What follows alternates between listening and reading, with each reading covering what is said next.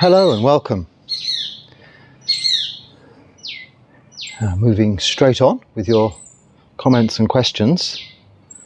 The first question today, or comment: it would be extremely helpful if you could do an entire video on how to go from first, second, third and fourth jhana, starting from scratch, for people who don't really meditate. Or am I asking too much?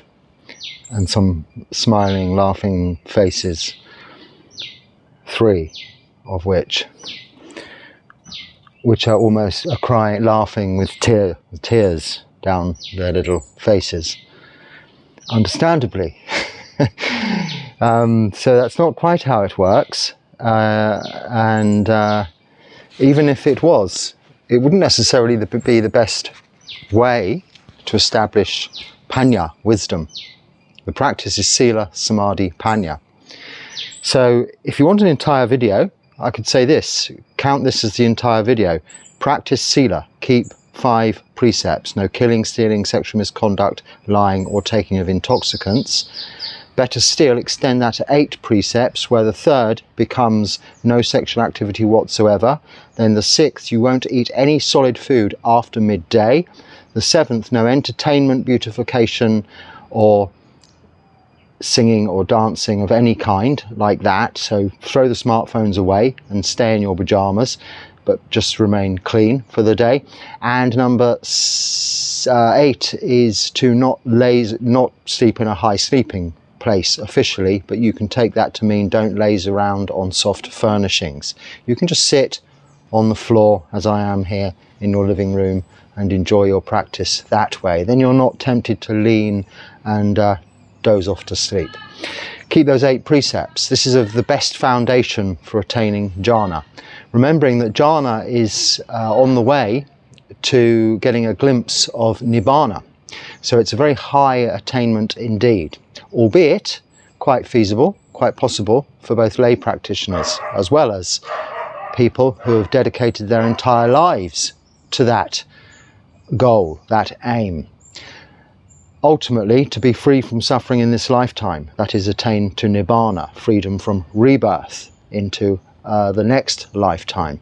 And this is arrived at by keeping sila and practicing meditation, samadhi, sila, samadhi, and developing wisdom, panya. Developing wholesome mind states, reducing unwholesome mind states. Now, if you switched on a video that could show you step by step from the beginning to the end for somebody who's never meditated, something like perhaps learning how to make a cake, bake a Victoria sponge for someone who's never done that. That can be done because it's a tangible material object that is the end result. But if you were to look or try to find a video or a book that was to teach you how to swim, or a book or a video that was to teach you how to ride a bicycle, you would soon find that however many times you watch it, you would never learn to swim without getting into some water, and deep water where you couldn't touch the bottom, when you would have to swim. You would never learn to ride a bicycle without actually having a bicycle to sit on and ride upon. One needs to try these things out. One needs to practice it for yourself. And this applies just as much to meditation in its very first and initial stages. Many people will meditate for many years without even attaining to samadhi, which is deeply absorbed states of mind, absorbed into a meditation object only, single-pointed focus on a meditation object for the entire sitting. That's simply what it is. Many people cannot do that, even with years of practice.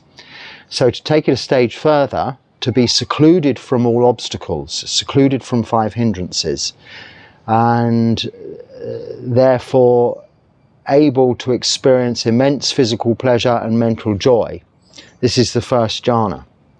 The second and third are extensions upon that, where physical feeling and mental proliferation, thought, thinking, is reduced until the fourth jhana, where there is no feeling, no thinking, not even this physical pleasure or mental joy, but just pure conscious awareness.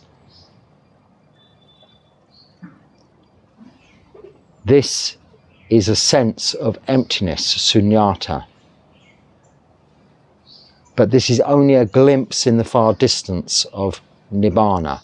True emptiness, true nibbana, comes with the latter, the next 4 stages. So 5th, 6th, 7th and 8th jhanas, which are the formless jhanas, not dependent on these 5 khandhas. You leave these 5 khandhas, this physical body, rupa, its feelings, vedana, your perception of those, sanya, all your mental formations, sankhara, and sense consciousness, awareness, did I say sankhara for mental formations? I meant to say sankhara, and that is vijnana, sense consciousness, the 5th of the 5 khandhas. All that remains when all physical and mental thoughts, perceptions, feelings and emotions are gone is awareness, pure awareness, knowing. That is the citta, that is the mind. Or call it the pure mind if you like. This is the witness. This is that which knows. This is not of this conditioned form, this conditioned existence, world, universe, cosmology. This is influenced, is conditioned by it, but not of it, not coming from it. It is what was reborn into it as a result of those causes and conditions in a previous lifetime. Nibbana is neither of anything to do with these causes and conditions, either conditioned by them or affected by them or part of them or of this conditioned world. You can sense, you can feel a glimpse, as I say, of Nibbana in deep jhana, deeply absorbed meditation. You can develop the feelings to help you get there through the practice of metta, loving kindness, karuna, compassion, mudita, joy, and upekkha, equanimity. These we call the 4 Brahma Viharas, called such because they're the heavenly abodes. By developing those qualities, not doing them, but developing those qualities within yourself whilst meditating, in order that when you leave meditation in the formal setting of sitting on a mat, observing a meditation object, and then going about all of your daily activities with all that you encounter, you can practice loving kindness in all that you see. I was about to literally practice some loving kindness by stroking the cat there, but it's subsequently left the building, or the garden, or whatever it is, wherever it is I'm sitting, which is very nice. It's a very peaceful, secluded environment, which is why I choose to make this my physical domain. But this is just a physical, material place where I'm staying currently. We need to develop that kind of refuge, that seclusion, viveka, seclusion, within ourselves through this practice of meditation. And a seclusion, a viveka, a refuge, a viveka for the mind is citta viveka, the name of the first monastery I visited, the first Buddhist monastery, that is, I visited in the UK, and where I subsequently spent quite a lot of time practicing, learning, and being around monks for the first time in my life, to experience that way of life, to see how they were living, which to me was unusual, unique, very strange, at first a little absurd. But then very quickly, I didn't have to become accustomed to it. Quite naturally, I felt very much at home there, especially when I had stayed there for a few days for the first time and then left. Immediately I felt the draw to go back, even though the first few days of staying at a place such as that was, to be honest, very uncomfortable, and I couldn't wait for it to end. But the minute it ended and I left, I was drawn back, because what is established in an environment like that, not just because of its physical surroundings and appearance and location and all of those aspects, was the way people were living, the qualities they were developing. And this is what you need to be developing. This can't be put in a step-by-step video or an instruction book. much like learning to swim or riding a bike. You have to get in the water, you have to get on the bicycle. So you have to sit and you have to practice meditation. So if you want an entire video about going from first to fourth jhana, it starts here. Keep the precepts. If you're breaking any of those precepts, you're not going to get anywhere near to first jhana, if even you get to samadhi. Your mind will be elsewhere, wandering into the past, wandering into the future. When your conscience, or your conscience, you're conscientiously, start again. When you have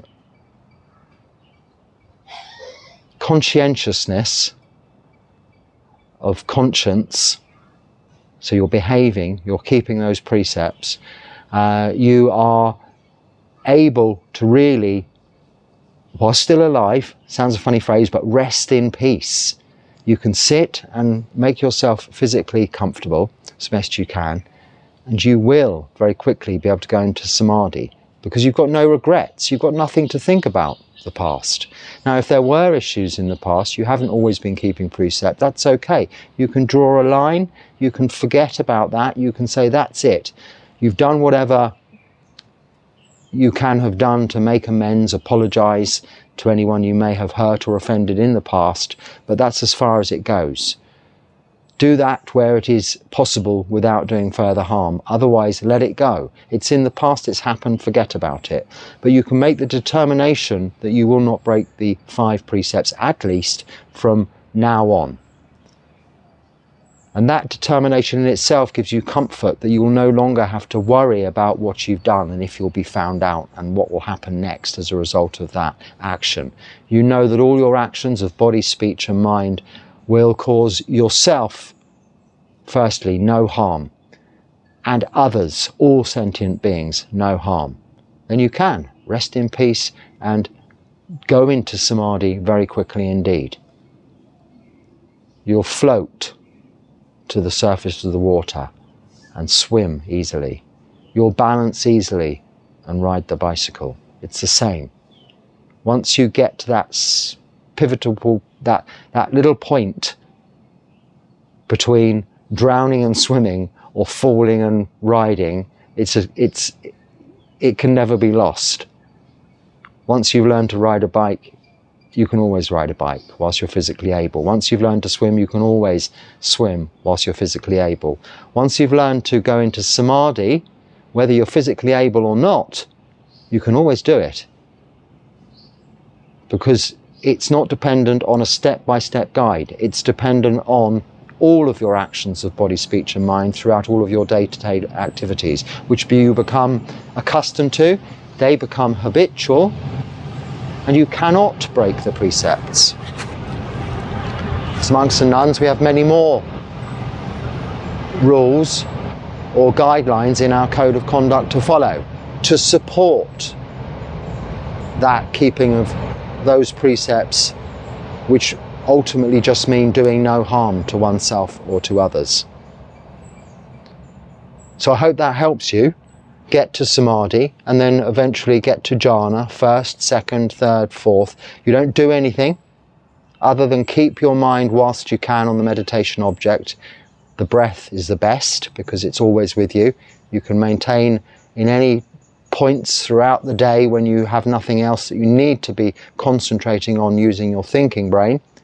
Bring your conscious awareness to the breath, breathing in, breathing out. And then you're continually practicing from the moment you wake in the morning to when you go to sleep at night. And then you wake up fully rested.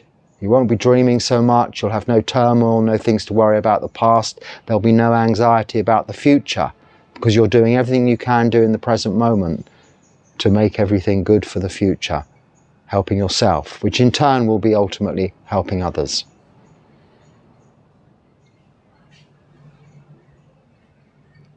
Okay, one day I was meditating Anapanasati, and after some time I was feeling very joyful and happy in meditation. I don't want to quit it. So was so happy, like someone said, great joke, it was very calm. Does it was first jhana or something close to it? all 5 hindrances were gone, but I can still hear background noise and feel the body. Well, that sounds like a description of the first jhana, yes. If that is maintained for some length of time where nothing's pulling you out, that is the 5 hindrances, those obstacles which are sensual desire, wanting something, aversion or ill will, not wanting something to be the case, tiredness, laziness, restlessness and worry, which is usually thinking about the past or worrying about the future, or doubt, not having a real conceptual grip, understanding of the Four Noble Truths and this practice itself of keeping sila, practicing meditation and developing wisdom, then you're in seclusion from those, then yes, that is, with that joyous feeling, as I just described, pretty much the way we would sum up the first jhana. Only you know whether you were in that and how you felt and feel to date afterwards. And this is something that you will be able to naturally fall back into, as long as you don't try to replicate previous states. Always just sit with a mind to just now resting peacefully, observing the breath. The rest will follow. Do you have any suggestions on how to be disciplined with meditation practice? I always find myself slipping out when I commit.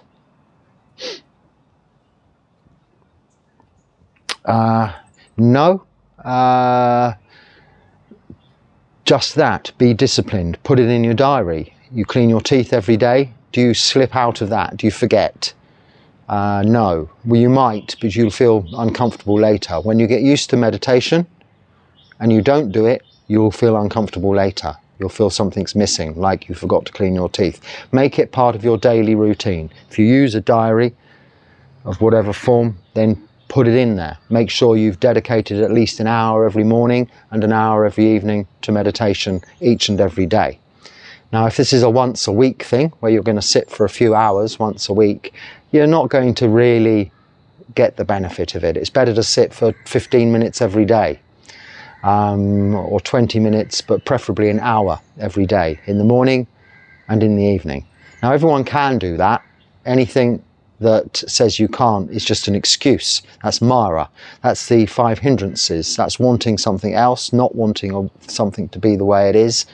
Laziness, restlessness and worry or doubt. It's one of those 5 hindrances that's saying you can't, because you haven't got time. Wake up an hour earlier.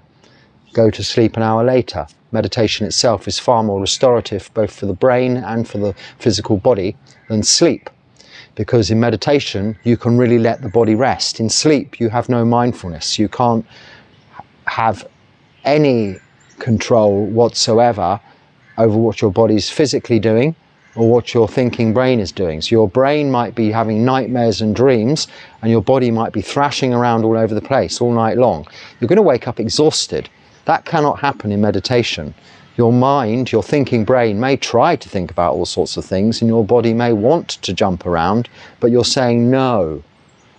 Stay still and don't think, and it's not happening. You're bringing it, you're tethering it to a post. You're tethering the wild animals, the senses, the sense doors, windows of seeing, hearing, smelling, tasting, touching, and thinking, all 6, to a post, and reining them in. That post is the meditation object until you just focus on the meditation object. This becomes very, in samadhi, very, very restful. Everyone has got that time. If you only have 3 hours sleep a night, each and every night, and I doubt that's very much the case, then you probably don't have that time. But then you need to really organise the rest of your life to ensure that you have more sleep and make some radical changes if that was the case. But most people are sleeping 8 to 12 hours a day or night, aren't they? So 6, 10, I don't know how many hours they sleep. That's not necessary. It's a waste of life. It may be enjoyable, it may be pleasurable. You may love sleeping. We all do. You may not want to wake up in the morning and just roll over and go back to sleep. We all love to do that. The discipline is going to come from making it a part of your routine, and then the discipline builds naturally because you want to do it. At the moment, you're treating it like an exercise, like going to the gym or learning something like, I'm trying to learn a bit of Sinhalese, and I have to some extent discipline myself to spend at least a while each day, or any spare moments, rather than listening to, say, for instance, a Dharma talk, I'm choosing to now listen to some words in Sinhalese to try and get them to sink in and hear them pronounced. And this is requiring a little bit of discipline, because I don't really love doing it.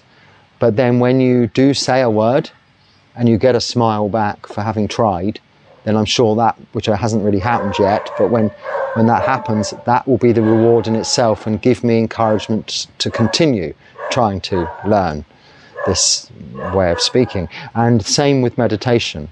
If you try it for yourself and you experience it and you enjoy it, then you'll want to keep doing it.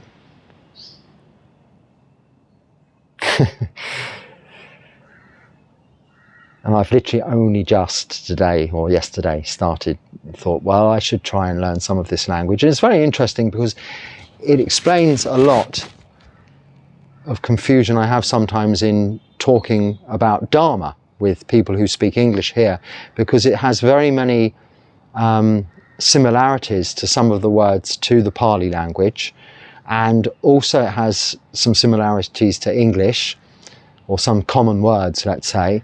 And I'm not sure about Sanskrit, because I only know the Sanskrit words that are similar to Pali, but what they're incorporating into their normal conversational language is a lot of Dharma coming from the Pali Canon anyway, because of the cultural influence. And in that sense, it's very much easier to find words in a conversation about Dharma than in a conversation that is not about Dharma. So it's been the struggle to find just simple audio speaking of the language that isn't just about where's the hotel, where's the restaurant, can I pay the bill now, how do you catch the next bus? Because none of those things are necessary in my world. So I think I've found a way around that, getting some words to listen to that are appropriate and ones I might be able to use. But that's another story. Okay, my mother is hard of hearing and has the television on loud much of the time. She likes to watch programs that have emotive music, and I'm wondering how to begin to meditate in this situation. The sound reaches the whole of the house and I find the music somewhat annoying, but don't want to disturb her. Yeah, I do totally sympathise with you on that one. I know certainly I had a neighbour once in the last place I lived, or had to live, but eventually went and lived on my own in a van on the beach, partly because of this reason. Now I appreciate you can't do that, and you need to have compassion and loving kindness and help your mother. It's very difficult. My neighbour used to have 24-hour news channel on, which had this music that every other little headline played, and also the speaking in itself was quite loud and intrusive to your thoughts. It's very difficult. If you can get a chance to go out, go to the park, or go somewhere else, then this is really going to be the only place where you can develop your meditation. Once you've been practicing meditation for some years, you can go back to these environments and they don't trouble you at all, because you can develop samadhi, even jhana, where you are secluded from these sense-conscious disturbances. But you need to get there first. So this is a bit like the stabilizers on a bicycle, or the floats one might use to learn to swim. When you're learning to ride the bicycle or learning to swim, you need aids.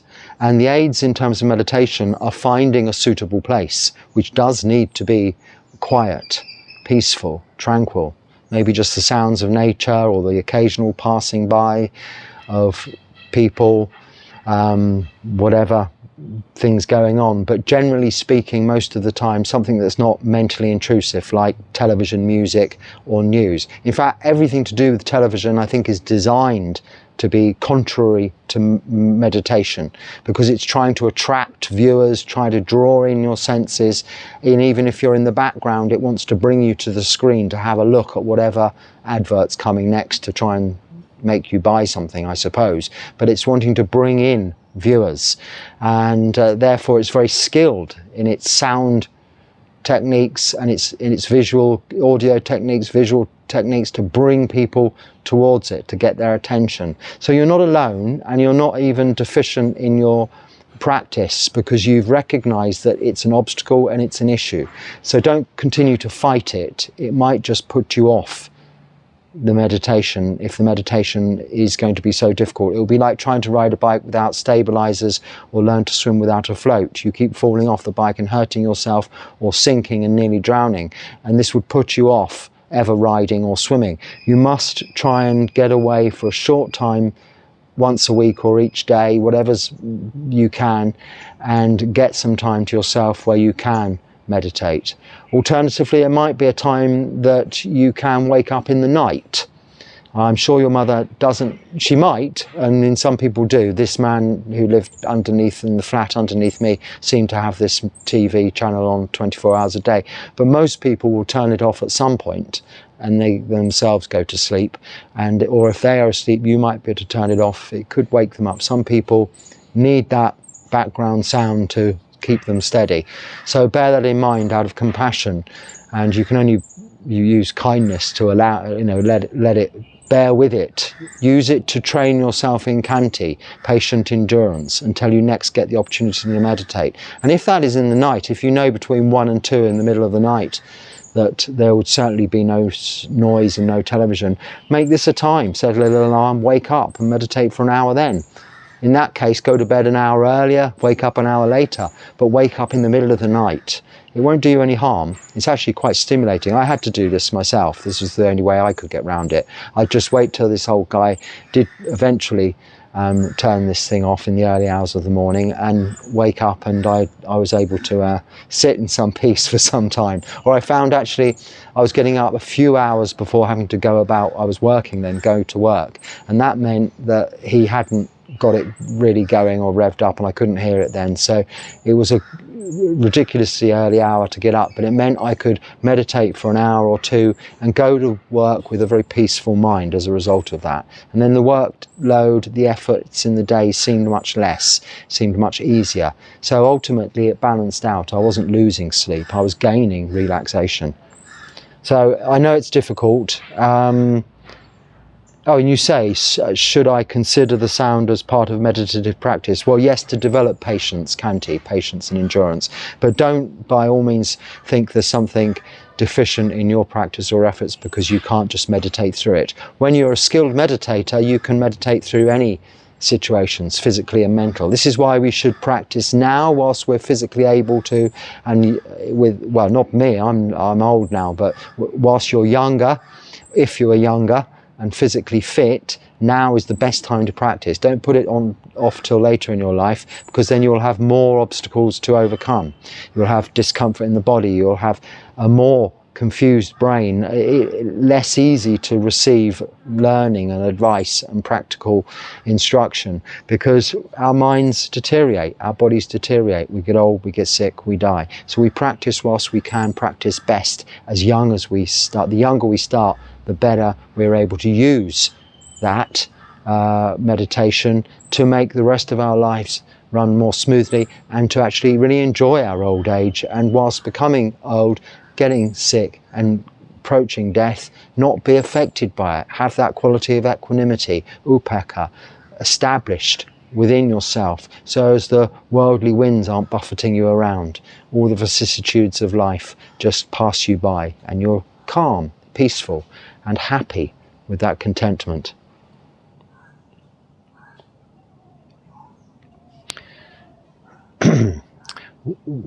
What meaning has the swastika in Buddhism? I know the symbol has appeared all over the world with different meaning and slight differences in design, but as someone with a background from the West, did it shock you? So I wouldn't say shocked, but it actually I only noticed it in in the first place when I went to India, because in Buddhism in the West we don't have it often. It's never seen. I'd never really seen it in association with Buddhism, and not having been into any Hindu or other Eastern religion places in the UK, it's not something I would know whether they have them there or not, or otherwise. But this is Rosie's there. I think she's not in the way. So when I first went to India, it was all over the place. It means universal, or something like that. Now I think it was taken in the wrong sense. I think they reversed the way the little feet go for the swastika sign. If I'm right in thinking, the one you see all over India, and it's not necessarily associated with Buddhism, it's been inherited, overlapped with other Eastern philosophies and religions, Brahmic religions, but it's one of the oldest symbols. I'm hesitating because this cat's very close to the whole setup here, and I think you're going to fall over. Anyway, yeah, apparently it's one of the earliest symbols ever to be written down. So it was appropriated and perhaps wrongly used, and then subsequently misunderstood. But it is more a symbol of universal love and well-being. We're all one. We're all the universe, that kind of open hippie philosophy. So it's not something that's directly really associated with Buddhism, but it's like a lot of other Hindu influences and other religious influences that are culturally established prior to Buddhism coming along. They've been adopted, added on later, or just brought alongside and taken up. Was I shocked? Not really shocked. I mean, there was lots of things that might shock a Westerner when they first go to India. That was just another thing. It's one of those questions you ask, or perhaps you don't feel confident to ask, but later on you learn that it's, these days we can just Google stuff, can't we? But when I first went to India, I didn't really have anything with me which I could do that with. So I was not really used to smartphones at that time. I know it wasn't that long ago, but they've been a more recent thing for me. So yes, but I wouldn't say it directly associates, it should be directly associated with Buddhism itself. It's just, in Indian Buddhism, it's quite common to find it on the temples. And also a lot of temples in India that were Buddhist became Hindu and subsequently have become Buddhist again. So it's more a Hindu thing, or the other religions like Hindu.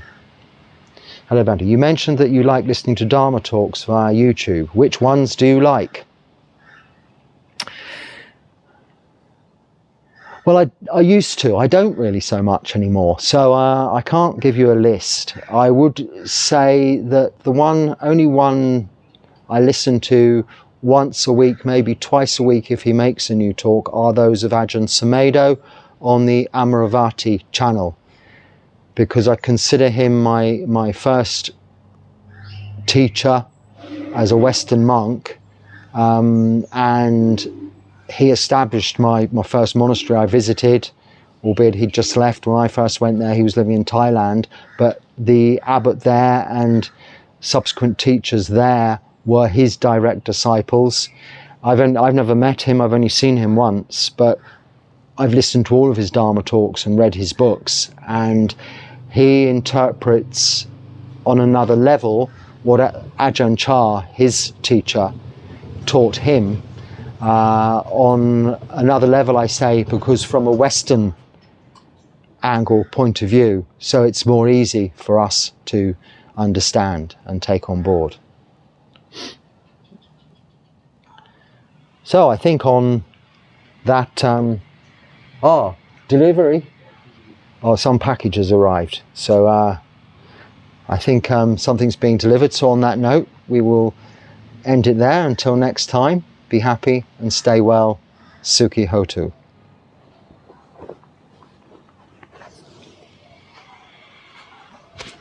Okay, just 1 minute.